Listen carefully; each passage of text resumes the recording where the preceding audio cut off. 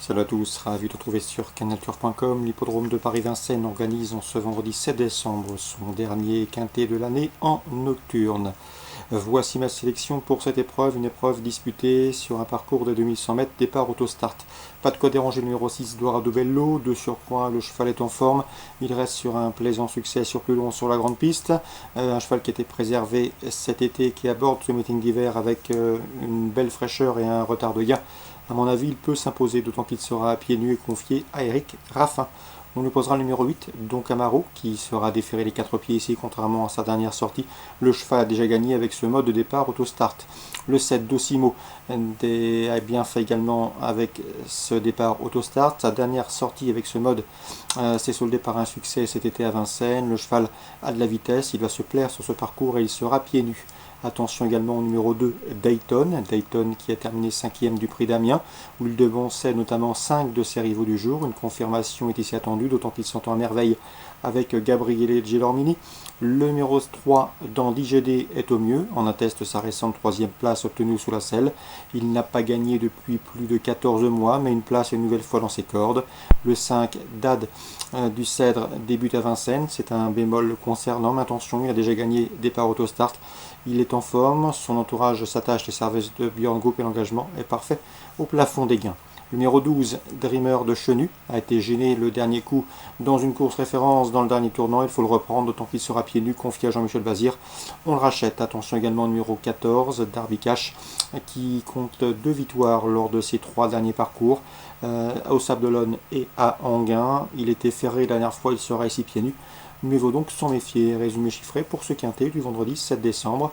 6, 8, 7, 2 devant le 3, le 5, le 12 et le 14. Je répète, 6, 8, 7, 2 devant le 3, le 5, le 12 et le 14. Suite du programme Vincennes.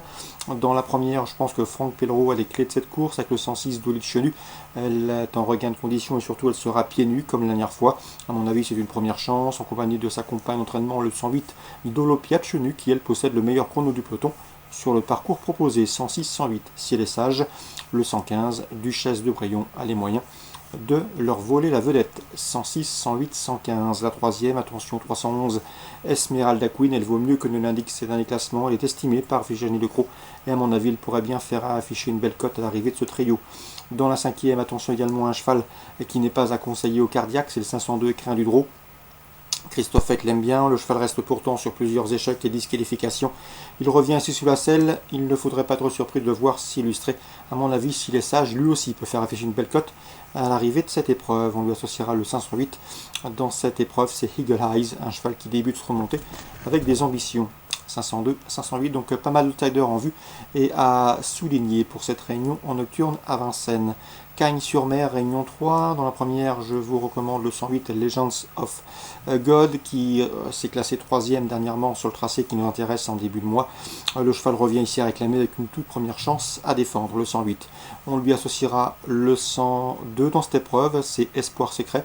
Deuxième à ce niveau à réclamer dernièrement à Fontainebleau, mais également le 104, le Ladyback, qui reste sur une série de bons résultats à ce niveau. 108, 102, 106. Dans la quatrième, je vous recommande le 404 Buck Babouk, qui vient de s'imposer sur les haies d'Auteuil le mois dernier et qui revient ici en steeple avec une belle carte à jouer.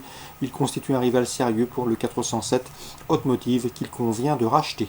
Dans la sixième maintenant, belle épreuve, le 601 The Raider, contrat de logique supporter. Le cheval a gagné le Grand Prix de la ville de Nice, prix Bernard Secli à pareille époque l'an dernier, en tout cas l'hiver dernier.